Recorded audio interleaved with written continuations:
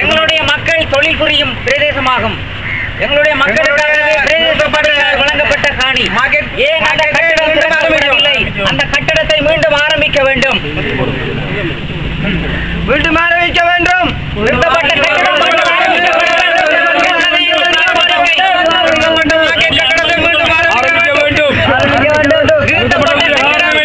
ஆரம்பிக்கப்பட வேண்டும் என்றுதான் எங்களுடைய மக்களுடைய கோரிக்கையாக இருக்கிறது. எனவே பிரதேச செயலாளர் அவர்களே, உங்களுடைய பதில் நாங்கள் எதிர்பார்த்து நிற்கிறோம். உங்களுடைய அன்பான பதில் எங்களுடைய தொழிலை புரியும் மக்களுக்காகவே இருக்கிறது. எனவே பிரதேச செயலாளர் உறுப்பினர் அவர்களே, தவிசாளர் அவர்களே, அதிகாரியே, இதுக்கான நல்ல பதிலை நீங்கள் தருவீர்கள் என்ற நம்பிக்கையோடு தான் இந்த கவனை.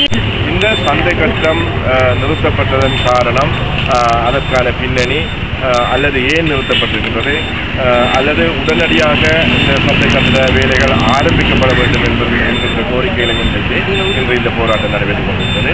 எனவே எமது மக்களுக்கு இதனுடைய தாற்பயம், இதனுடைய விளக்கம் மக்களுக்கு தெரிய வேண்டும்.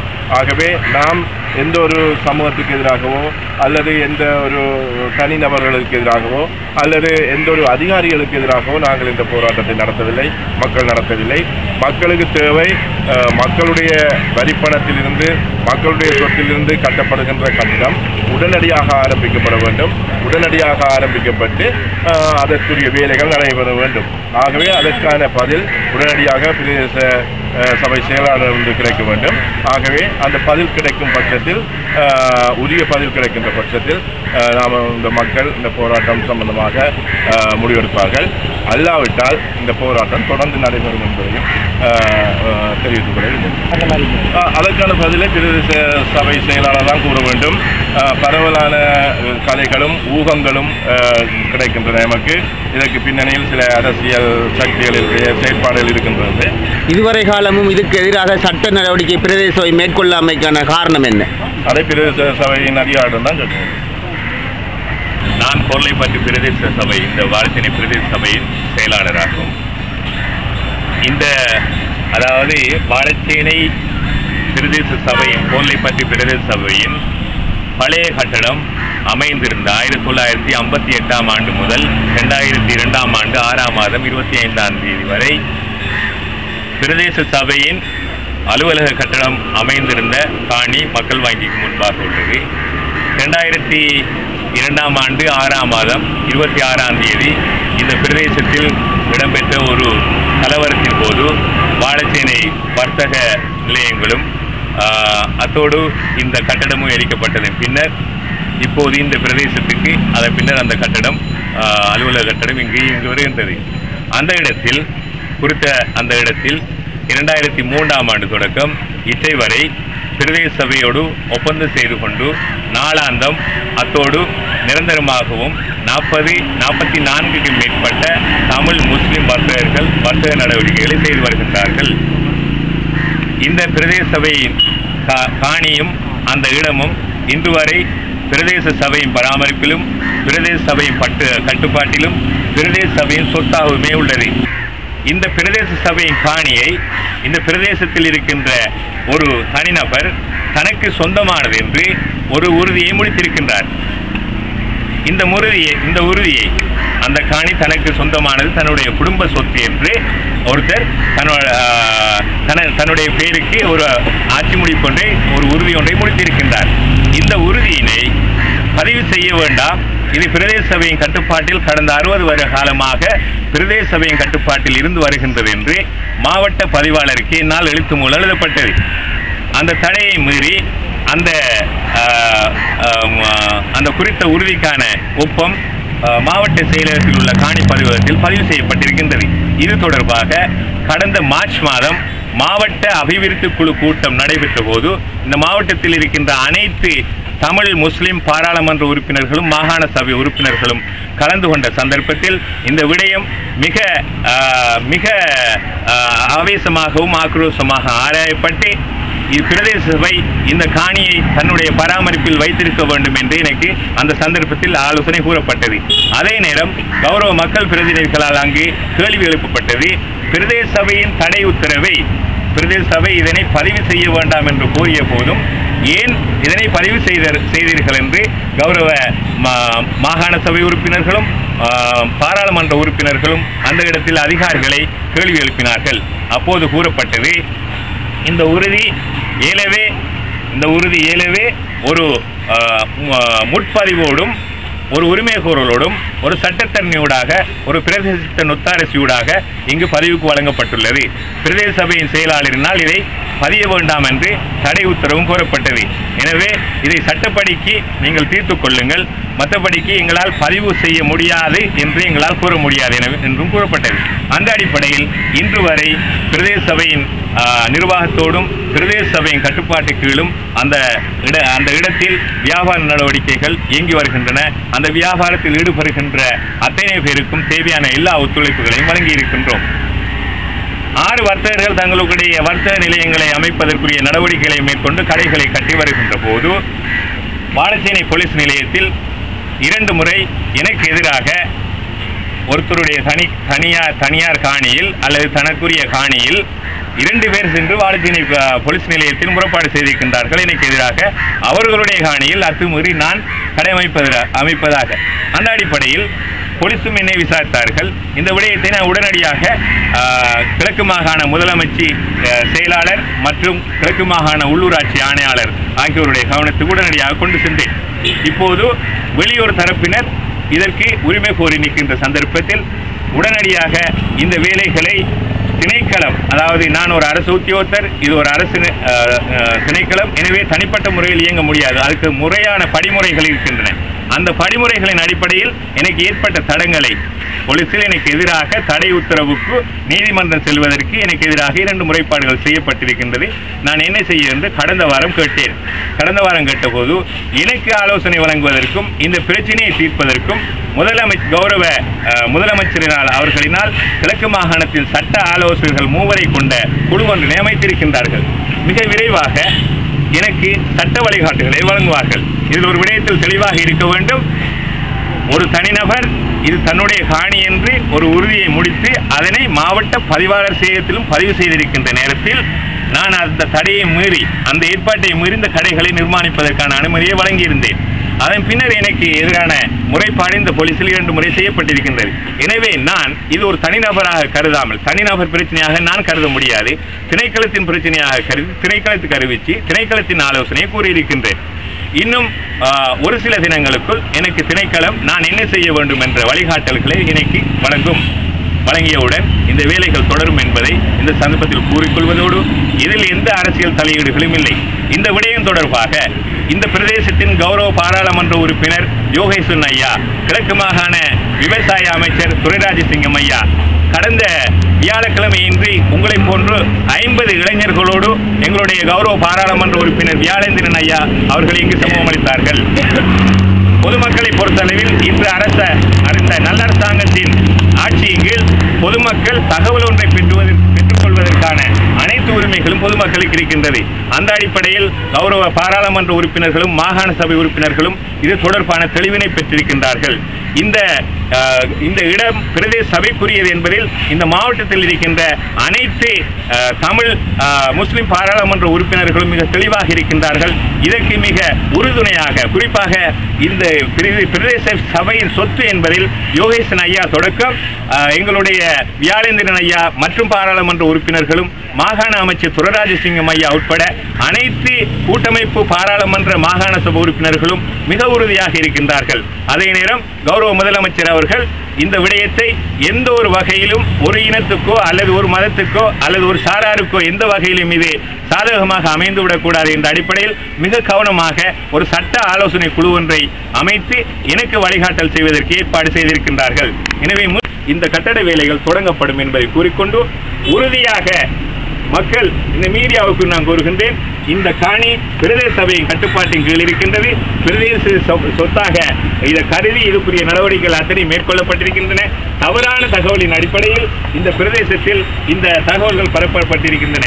எனவே உங்களுடைய ஆர்வத்துக்கும் உங்களுடைய அக்கறைக்கும் நான் மிகுந்த நன்றிகளை தெரிவித்துக் கொண்டு இதை தேசிய ஊடகங்களும் எங்களுடைய பிரதேச ஊடகங்களும் இன்று அவதானித்துக் கொண்டிருக்கின்றன. போலீசார் முன்னிலையிலும் உங்களுடைய பிரதிநிதிகள் முன்னிலையிலும் இந்த விடயத்தை கூறியிருக்கின்றேன். எனவே இந்த விடயத்துக்கு நீங்கள் செவிசாய்த்து இந்த அலுவலகம் இயங்குவதற்கும் இயல்பான சூழ்நிலை இந்த பிரதேசத்தில் நிலவுவதற்கும் ஒத்துழைப்பு வருமாறு கேட்டுக்கொள்வதோடு ஒரு மிக முக்கியமான ஒரு விடயத்தை இந்த சந்தர்ப்பத்தில் கூற விரும்புகின்றேன்.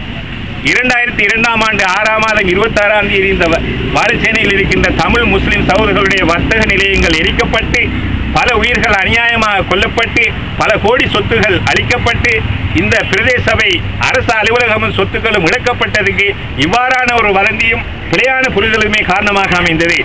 அந்த இருண்ட காலத்திலிருந்து மீண்டு இன்று சமாதானமான ஒரு சூழ்நிலை ஏற்பட்டிருக்கின்றது. இந்த சமாதான சூழ்நிலையை குழப்புவதற்கான சில சக்திகள் முனைந்து கொண்டிருக்கின்ற இந்த சந்தர்ப்பத்தில் அதற்கு இடம் கொடுக்காது நாங்கள் அனைவரும் இளைஞர்கள் என்ற அடிப்படையில் ஒற்றுமையோடு செயற்படுவதற்கும் பொறுப்போடு உங்களுக்கு பதிலளிப்பதற்கும் இந்த சந்தர்ப்பத்தை நான் பயன்படுத்திக் கொள்கின்றேன். எனவே அன்புள்ள நண்பர்களே, பெரியவர்களே, இந்த விடயத்தை அலுவலக ரீதியாகவும் உத்தியோகபூர்வமாகவும் இந்த விடயத்தை நான் அறிவிக்கின்றேன். எனக்கு திணைக்களத்தின் வழிகாட்டல் மிக விரைவாக கிடைக்கப்பெறும். இன்றைய நிகழ்வை கூட நான் அவர்களுக்கு இப்போது அறிவித்து விட்டு தான் வந்திருக்கின்றேன். எனவே எனக்கு வழங்கப்படுகின்ற தீர்வு மிக விரைவாக எனக்கு ஆலோசனை விரைவுபடுத்தப்படும். அந்த அடிப்படையில் விரைவாக வேலைகளை தொடங்குவேன் என்று இந்த சந்தர்ப்பத்தில் கூறிக்கொள்கின்றேன். அரசியல்வாதி அல்ல, நான் ஒரு நிர்வாக உத்தியோகத்தர். என்னால் மீடியாக்களோ அல்லது தனி பத்திரிகை மாநாடுகளோ நடத்தி என்னுடைய செயற்பாடுகளை நான் மக்கள் மயப்படுத்திக் கொண்டு செல்வதற்கு எனக்கும் பல கட்டுப்பாடுகள் இருக்கின்றன. அந்த அடிப்படையில் குறித்த காணியினை பிரதேச சபையின் சொத்தாக பேணுவதற்கு என்ன படிமுறை நடவடிக்கைகள் வேண்டுமோ அதை அத்தனையும் நான் எடுத்திருக்கின்றேன்.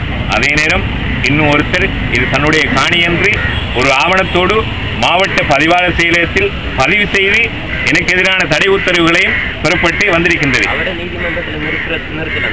அந்த விடயத்தையும் கூறுகின்றேன். அவர் நீதிமன்றம் சென்றிருக்கின்றார் எனக்கு எதிராக போலீஸ் நடவடிக்கையோடு. ஆனால் இன்னொரு விடயத்தையும் குறிப்பிடணும். நான் அவருடைய செயற்பாட்டுக்கு பின்னால் நான் சென்று மிக வெளிப்படையாக இந்த இடத்துக்கு கூறிக்கொள்ள விரும்புகிறேன். இப்போது என்னிடம் 1958ஆம் ஆண்டு தொடக்கம் இற்றை வரையான ஆட்சி பிரதேச சபையின் கைகளில் இருக்கின்றது. ஆனால் இந்த சூழ்நிலையை இந்த விடயத்தை நான் வெளிப்படையாக இந்த சந்தர்ப்பத்தில் கூறுவதற்குரிய சந்தர்ப்பத்தை ஏற்படுத்தியிருக்கின்றீர்கள். இதுக்கு மேல் என்னால் எதுவும் மறைக்க முடியாது. எனவே நான் கூறுகின்றேன், எனக்கு எதிரான முறைப்பாடு இந்த காணியை நான் பிரதேச சபையின் காணியாக வைத்திருப்பதற்கு ஆட்சி ரீதியான உறுதிகள் அத்தனையும் இருக்கின்றன. ஆனால் ஆவணர் ரீதியான உறுதி ஒன்று இன்னொரு தனிநபரிடம் இருக்கின்றது. இந்த நிலையில் இதனை நீதிமன்றம் சென்றால் இது ஒரு சிவில் கேஸுக்கு போய் கருத்தால் 6 வருடங்கள் செல்லும். எனவே எனக்கு இதை இலகுவாகவும் விரைவாகவும் இதற்கு தீர்வு காணுவதற்கான வழி திணைக்களத்துக்கு கூடான சட்ட ஆலோசனை பெற்றுக் கொள்வதற்கு. எனவே திணைக்களத்தின் சட்ட ஆலோசனை பெறும் மட்டும் நான் சட்டத்திற்கு கட்டுப்பட்டு இந்த வேலைகளை இடைநிறுத்தம் செய்ய வைத்திருக்கின்றேன். எனவே இந்த விடயத்தை பிரதேச சபையின் செயலாளராக நான் இருந்தாலும் எனக்கு பின்னர் யார் வந்தாலும் இதனை பிரதேச சபையின் சொத்தாகவே அவர்கள் கருதி கொண்டு அதற்குரிய அனைத்து முயற்சிகளையும் மேற்கொள்வார்கள். செயலாளர், இந்த சின்ன குறுக்கீடு செயலாளர், பிரதேச சபை மூலமாக கட்டப்பட்ட அந்த குறித்த கட்டிடமானது முதலமைச்சரின் நேரடி அரசியல் தலையீடு காரணமாகவும் நேரடி அழுத்தம் காரணமாகவும் தான் இது இடைநிறுத்தப்பட்டதாக பிரதேச மக்கள் குற்றம் சாட்டுகின்றார்கள். இது சம்பந்தமான உங்களுடைய கருத்து செயலாளரின் அடிப்படை? இதனை நான் முழுமையாக, அதாவது கிழக்கு மாகாணத்தின் கௌரவ முதலமைச்சர் என்ற அடிப்படையில் பிரதேச சபையின் நிர்வாக பொறுப்பு அத்தனையும் பிரதேச உள்ளூராட்சி அமைச்சு, மாகாண உள்ளூராட்சி அமைச்சின் கீழ் இருக்கின்றன. ஆனால் மிக தெளிவாக இந்த சந்தர்ப்பத்தில் கூறுகின்றேன், இந்த கட்டட விடயத்திலோ அல்லது இதன் சொத்து விடயத்திலோ கௌரவ முதலமைச்சரினாலோ அல்லது வேறு எந்த அரசியல் சக்தியினாலோ எந்த ஒரு தடைகளும் எந்த ஒரு திணிப்பும் எனக்கு நிச்சயமாக இல்லை. கௌரவ முதலமைச்சர் அவர்கள் இந்த விடயம் 2 சமூகங்களுக்கு எந்த ஒரு பாகுபாட்டையோ எந்த ஒரு முரண்பாட்டையோ தோற்றுவித்து விடாமல் தீர்க்கப்பட வேண்டும் என்பதற்காகத்தான் முதலமைச்சர் அவர்கள் கிழக்கு மாகாணத்தின் சட்ட ஆலோசகரையும் கிழக்கு மாகாணத்தின் உள்ளூராட்சி ஆணையாளரையும் இன்னொரு சட்ட நிர்வாக அதிகாரியும் கொண்டு 3 பேர் கொண்ட குழுவை அமைத்து எனக்கு வழிகாட்டுவதற்கும் இந்த பிரச்சனையை சுமூகமாக தீர்த்து வைப்பதற்குரிய ஏற்பாடுகள் செய்திருக்கின்றாரே தவிர இப்போது பரவலாக குறிப்பிடப்பட்டது போன்று இதில் நிச்சயமாக எந்த ஒரு அழுத்தங்களும் எந்த ஒரு தடைகளும் கௌரவ முதலமைச்சர் அவர்களிடமிருந்தோ அல்லது வேறு எந்த தரப்பிடமிருந்தோ எனக்கு இல்லை என்பதை நான் இந்த சந்தர்ப்பத்தில் கூறிக்கொள்ள விரும்புகின்றேன். சட்ட ரீதியான ஆவணங்கள் உங்களிடம், இந்த காணிக்குரிய சட்ட ரீதியான ஆவணங்கள் உங்களிடம் இல்லை என்று பிரதேச மக்கள் குற்றம் சாட்டுகின்றார்கள் உங்களுக்கு எதிராக. இது சம்பந்தமான உங்களோட கருத்து என்ன? 1958ஆம் ஆண்டு தொடக்கம் இன்றை வரை இது பிரதேச சபை ஆவணமாகவே பிரதேச சபையின் ஆதனமாகவே இருந்து கொண்டிருக்கின்றது.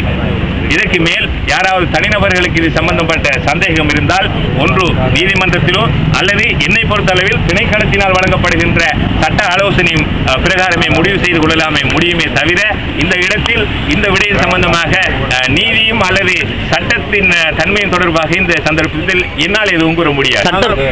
நாங்களும் ஒன்று சொல்லிக்கொள்ள விரும்புகிறோம். உண்மையில் நீங்கள் வந்து விட சரியான தகவலை சரியான விளக்கங்களை தந்திருக்கீங்க. அதை நாங்கள் பாராட்டுறோம். என்னென்னு சொன்னால் உங்களை நாங்கள் இந்த இடத்துல பாராட்டி கொள்ள வேண்டிய ஒரு கடமைப்பாடில் இருக்கோம். என்னென்னு சொன்னால் எங்களுக்கு தெரியும் தெளிவான புரிதல் இல்லை. நீங்கள் இப்படி இதை மாதிரி ஒரு மீடியாவில் நீங்கள் இந்த பிரச்சனை ஆரம்பிக்கிறதுக்கு முதல் அறிவிச்சிட்டு இருந்தீங்கன்னா இவ்வளோ தூரம் நாங்கள் எடுக்க வேண்டிய அவசியம் இருந்திருக்கேன். நன்றி. உண்மையில் நீங்கள் எடுத்த முயற்சிக்கு நாங்கள் பாராட்டுறோம். விடயம் என்றால் செயலாளருக்கு நன்றி இடத்துல வந்து நீங்க அந்த மீடியாவுக்கு முன்ன சொன்னதை இதைத்தான் நாங்கள் எதிர்பார்க்கிறோம். ஏன்னு சொன்னால் ஒரு விஷயத்தை நான் சொல்ல விரும்புகிறேன். நாங்கள் வந்து இன்றைக்கு இந்த மக்களால் நடத்தப்பட்ட இந்த கவன ஈர்ப்பு போராட்டம்ன்றது எந்த ஒரு அரசியல் நோக்கம் கொண்டதோ அல்லது எந்த ஒரு சமூகத்துக்கு எதிரானதோ எதுவுமே இல்லை, அல்லது பிரதேச சபைக்கு எதிரானதும் இல்லை. ஆனால் இந்த சந்தை கட்டிடம் கட்டப்பட்டு இடையில நிறுத்தப்பட்டக்கூடிய பின்னணியும் எங்களுக்கு ஓரளவு தெரியும். இப்போ நீங்கள் சட்ட பிரச்சனை சொல்கிறீங்க, சில உங்களுக்கு போடப்பட்ட பிரச்சனைகள் சொல்கிறீங்க, சில காரணங்கள் இருக்கலாம், உங்களுக்கும் சில அழுத்தங்கள் இருக்கலாம். ஆகவே இது வந்து உண்மையில் வந்து நீங்கள் சொன்னீங்க வந்து பல பாராளுமன்ற உறுப்பினர்கள் சந்தித்து கதைச்சவங்க, பல மாகாண சபை உறுப்பினர்கள் கதைச்சவங்க. ஆனால் இந்த பாராளுமன்ற உறுப்பினர்களோ மாகாண சபை உறுப்பினர்களோ இந்த விஷயத்தை மக்களுக்கு தெளிவுபடுத்தவில்லை. தெளிவுபடுத்தாத காரணம் மூடிய அறைக்குள் நீங்கள் இருந்து கதைச்சதும் அந்த பாராளுமன்ற உறுப்பினர்கள் இந்த விஷயத்தை வெளியில மக்களுக்கு சொல்லாதான் அதுக்குரிய காரணம். இன்றைக்கு இந்த இடத்துல எல்லாரும் கூட வேண்டியதற்குரிய காரணம் அதுவும் கூட பிரச்சனை இல்லை. அது பாராளுமன்ற உறுப்பினர்கள் பிரச்சனை, அது அரசியல் பிரச்சனை, அது உங்களோட பிரச்சனை இல்லை, அது எங்களுக்கு தெரியும். ஆனால் இந்த சந்தித்த பாராளுமன்ற உறுப்பினர்களோ அல்லது மாகாண சபை உறுப்பினர்களோ மக்களை கூட்டி இதுதான் பிரச்சனை இப்படித்தான் இருக்குது என்று சொல்லியிருந்தால் மக்களுக்கு இந்த ஒரு புரிதல் ஏற்பட்டிருக்கும், தெளிவு ஏற்பட்டிருக்கும். நன்றி.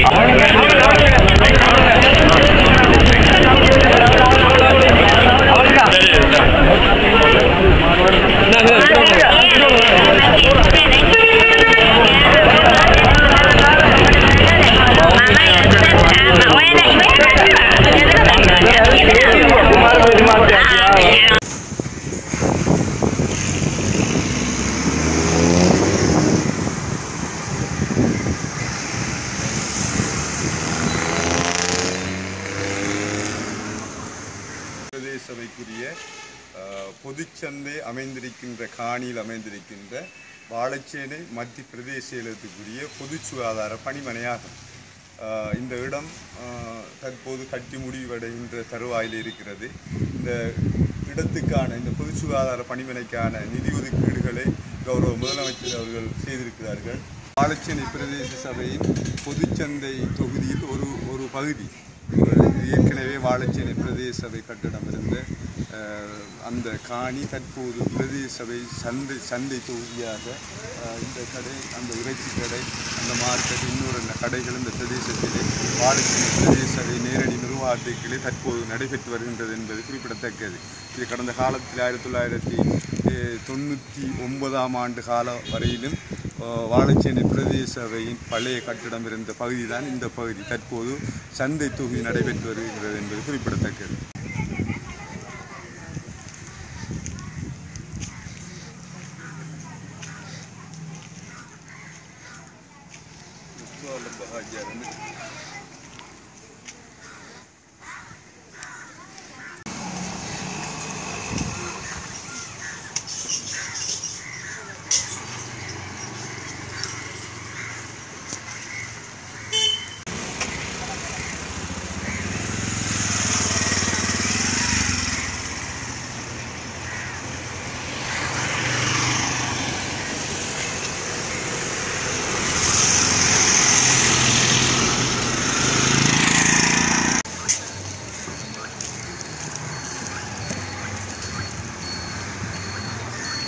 இந்த கடையை நாங்கள் வாடகையை வந்து வாழைச்சேனை பிரதேச சபை தான் கொடுத்தேன். எத்தனை வருடங்களாக?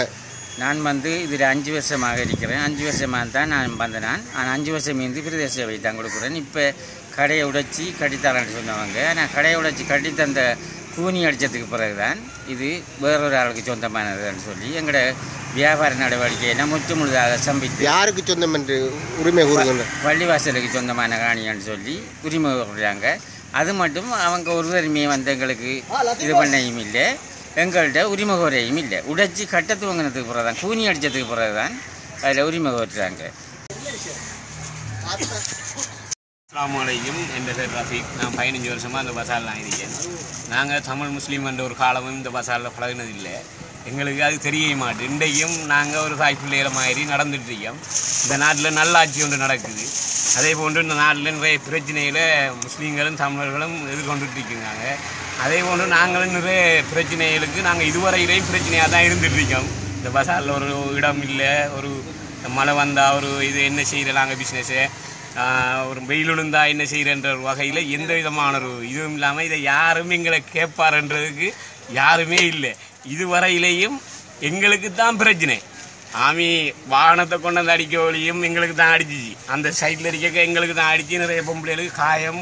அதில் நிறைய பேர் எத்தனாம் ஆண்டு 2006 2008 அப்படி நாங்கள் நிறைய பிரச்சனையில் உண்டாகி இன்றைக்கும் நாங்கள் ஒரு தாய் பிள்ளைகளை போல இருக்கோம். தமிழன் இல்லை, சோனியன்றும் இல்லை இடத்துக்கு. நாங்கள் நீங்கள் இருக்கிற பள்ளியாசரி பிரேசவையாரி எங்களுக்கு ஒரு நிரந்தரமான தீர்வை நீங்கள் எங்களை நிம்மதியாக்குங்க. இதுக்கு யாரும் நாங்கள் சப்போர்ட் பண்ணுறதுக்கு எங்களுக்கு இயலாது. ஏன்னா நாங்கள் வியாபாரி. ஒரு 15 வருடமாக இருக்கும் ரஃபீக் அவர்களே இவ்விடத்தில் வியாபாரம் செய்து கொண்டு வருகின்ற நீங்கள் தற்பொழுது நீண்ட காலமாக இந்த பிரதேசத்தில் வியாபாரம் செய்கின்றவர்கள் பிரதேச சபைக்கு வரியினை செலுத்தி வருகின்றார்கள். அந்த அடிப்படையில் பிரதேசத்துக்குரிய காணி என்றும் பிரதேச சபையிலே உங்களுக்குரிய கடைத்தொகுதியை அமைக்கப் போவதாகவும் பேசப்பட்டு வருகின்றது. தற்பொழுது பள்ளிவாயலுக்கு சொந்தமான காணி என்று பேசப்பட்டு வருகின்றது. இது சம்பந்தமான உங்களுடைய கருத்து என்ன?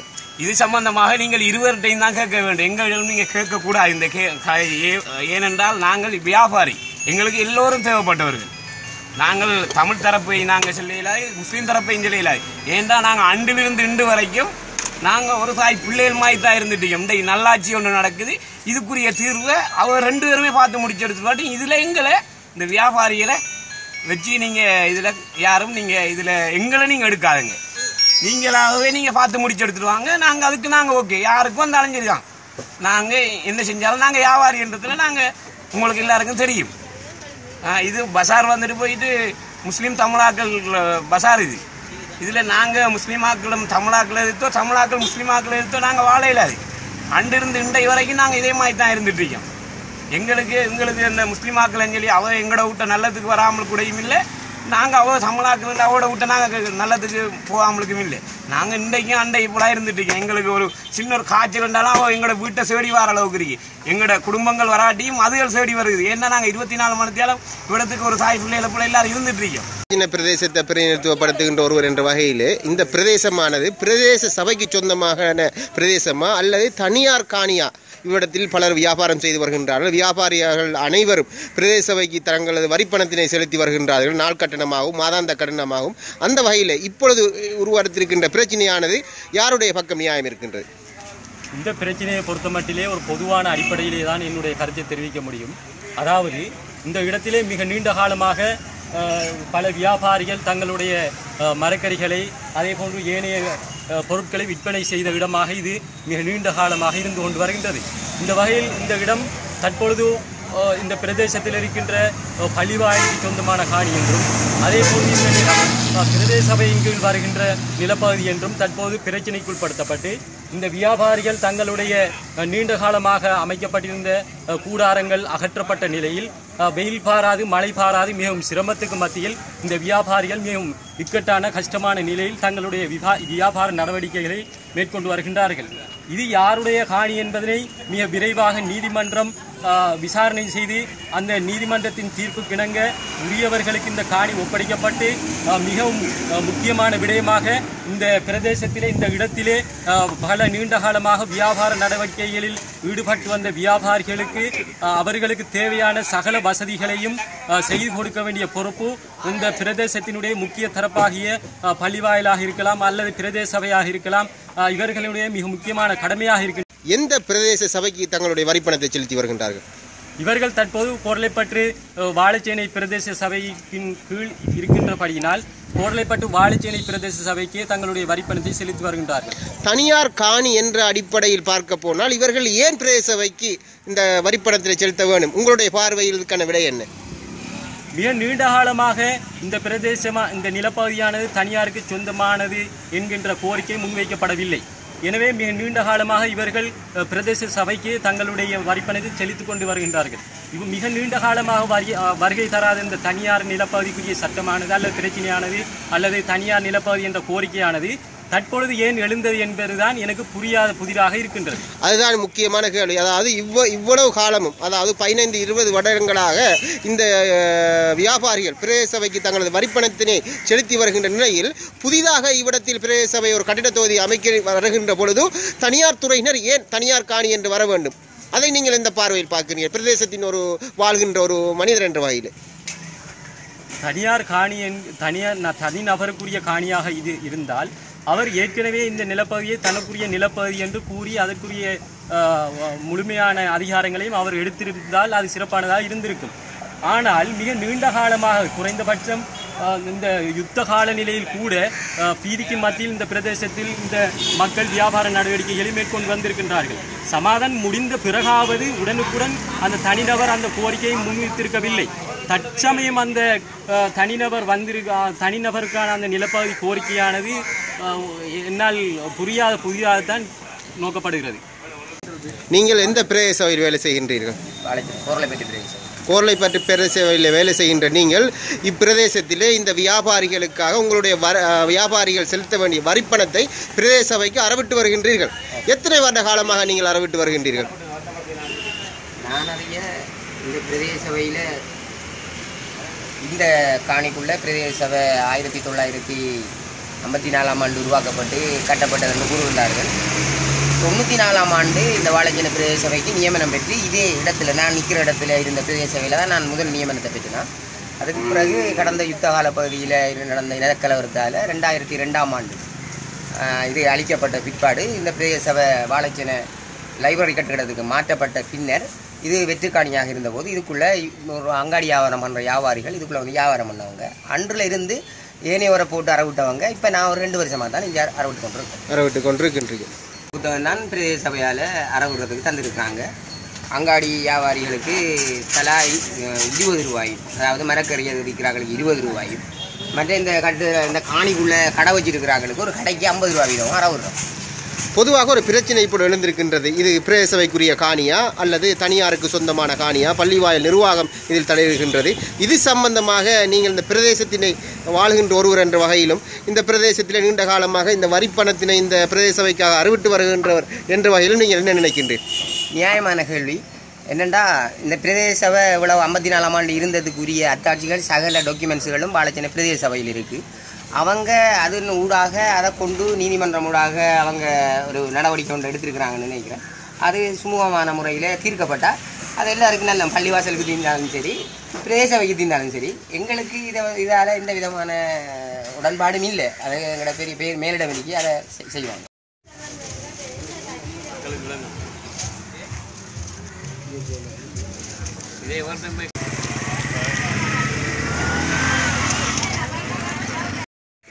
மன்சூர், பொதுவாக இந்த பிரச்சனை சம்பந்தமாக நீங்கள் என்ன கூற வருகின்றீர்கள்? தற்போது இந்த நிமிடம் வரையிலும் இது வாழைச்சேனை பிரதேச சபை தான். கோர்லைப்பற்று வாழைச்சேனை பிரதேச சபைக்குரிய 2 இனங்களும் வாழுகின்ற ஒரு பிரதேசமாகும். தேர்தல் நடைபெற்றாலும் கோர்லைப்பற்று வாழைச்சேனை பிரதேச சபை என்றுதான் இந்த நிமிடம் வரையிலும் தேர்தலும் நடைபெறப் போகின்றது. அந்த அடிப்படையிலே வாழைச்சேனை பிரதேச சபையை ஆளுகின்றவர்கள் தமிழர்களும் முஸ்லிம்களுமாகத்தான் இருக்கப் போகிறார்கள். கோரளைப்பற்று மத்தி வாழைச்சேனை பிரதேச செயலகம் 2002ஆம் ஆண்டு புதிதாக திறந்திருக்கப்பட்டிருக்கிறது. அதே போன்று கோர்லைப்பட்டி தெற்கு கிரான் பிரதேச செயலகம் புதிதாக 2002ஆம் ஆண்டு தொடக்கம் திறந்திருக்கிறது. இந்த பிரதேச செயலகங்களுக்குரிய பிரதேச சபை இதுகால வரையிலும் அரசாங்கத்தினால் வர்த்தமானியில் அறிக்கையிடப்படவில்லை. அது அறிக்கையிடப்படுகின்ற போது இந்த பிரதான வீதிக்கு இங்கால கோர்லைப்பற்று மத்தி வாழைச்சேனை பிரதேச செயலகம் பிரதேச சபையும் அந்த பக்கம் கோர்லைப்பற்று வாழைச்சேனை பிரதேச செயலகம் அமையும் என்பது யதார்த்த பூர்வமானது. இதில் நாங்கள் ஒளிந்து மறைந்து கருத்து சொல்ல வேண்டிய அவசியமில்லை. தற்போது இது வாழைச்சேனை கோர்லைப்பற்று மத்தி பிரதேச செயலகத்துக்குரிய பகுதியாகவும் வாழைச்சேனை கோர்லைப்பற்று பிரதேச சபைக்குரிய இடமாகவும் இருக்கிறது. இந்த இடம் எனக்கு தற்போது 40 வயது ஆகிறது. எந்த சுய அறிவுக்கும் எட்டிய வரையிலும் இவ்விடத்தில் ஒரு பிரதேச சபை கட்டடம் இருந்திருக்கிறது.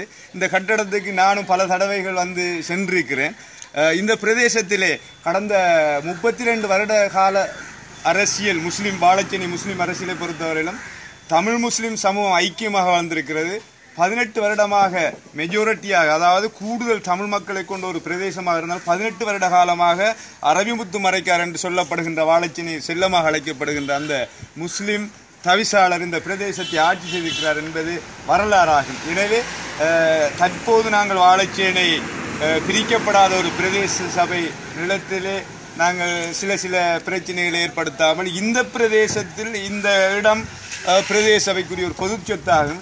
இதில் ஒரு பாரிய கட்டட தொகுதி அமையப்படுவது ஒரு காலத்தின் கட்டாயமாகும். இந்த பிரதேசத்தை பொறுத்தவரையிலும் 2 இனங்களும், அதாவது கிழக்கு மாகாணத்திலே ஒரு முக்கியமான வியாபார தளமாக இருக்கின்ற இந்த வாழைச்சேனை மார்க்கெட் எங்களுடைய பாசுக்குடா சுற்றுலாத்துறையை அண்டிய ஒரு பிரதேசம் என்கிற அடிப்படையில் இனத்துவத்தை பேசுகின்ற ஒரு காலம் அல்ல இந்த காலம்.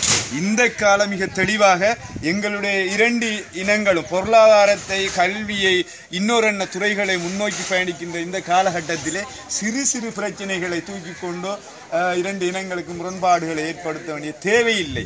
அது அந்தந்த கட்டங்களில் பிரதேச சபை அமைகின்ற போது அந்தந்த பிரதேசத்துக்கு அது நாங்கள் யார் விரும்பினாலும் விரும்பாவிட்டாலும் அது அமையும் என்பதுதான் யதார்த்தம். அதை தாண்டி தற்போது இப்படித்தான் இருக்க வேண்டும் என்பது வரலாற்றை மாற்றி எழுதுகின்ற நடவடிக்கைகளை மேற்கொள்வது ஒரு ஆரோக்கியமான நகர்வாக இருக்காது என்பதை ஆணித்தரமாக தெரிவித்துக் கொள்வதோடு, வரலாற்று பூர்வமாக கடந்த காலங்களிலே இருந்த அந்த தவிசாளர் அவர்கள் வாழைச்சேனை பிரதேச சபைக்கு இதை நன்கொடையாக எழுதி கொடுத்திருக்கிறார். அதுக்கான உறுதிகள், ஆவணங்கள் அத்தனையுமே வாழைச்சேனை பிரதேச சபையிடம் தற்போது இருக்கிறது. அது நீதிமன்றத்துக்கு சென்றாலும் அதுக்குரிய தீர்ப்பு கிடைப்பதற்கு காரணம் சுமார் 50 வருட காலமாக இந்த பிரதேச சபைக்கு உட்பட்ட ஒரு நிலமாக இந்த பிரதேசம் இருந்திருக்கு என்பதை நான் இந்த பிரதேசத்தின் தமிழ் முஸ்லிம் மக்கள் என்ற அடிப்படையிலும் ஒரு இன நல்லிணக்கத்தை ஏற்படுத்த வேண்டும் என்கிற அடிப்படையிலும் எல்லாவற்றையும் தாண்டி கிழக்கு மாகாணத்தினுடைய ஆட்சி, இந்த நல்லாட்சியிலே தமிழ் தேசிய கூட்டமைப்பு, ஸ்ரீலங்கா முஸ்லீம் காங்கிரஸ், அகில இலங்கை மக்கள் காங்கிரஸ், இன்னொரு கட்சிகளை கூட்டி சேர்ந்து ஒரு மத்திய அரசாங்கத்தில் எப்படி நல்லாட்சியிலே கூட்டு ஆட்சி நடைபெறுகிறதோ அதே போன்று மாகாணத்திலே முஸ்லீம்களும் தமிழர்களும் சிங்களவர்களும் 2 கலந்த ஒரு ஒற்றுமைப்பட்ட ஒரு ஆட்சி நடைபெறுகிறது. இந்த காலகட்டத்திலே நாங்கள் எங்களுக்குள் பிரிவினைகளை, சிறு சந்தேகங்களை ஏற்படுத்தி கொண்டு 2 இனங்களையும் கஷ்டப்பட்ட மக்களை, நாங்கள் வியாபாரிகளை நாங்கள் சங்கடத்துக்குட்படுத்துவது அறிவுபூர்வமானதல்ல என்பது என்னுடைய தாழ்மையான அபிப்பிராயமாகும்.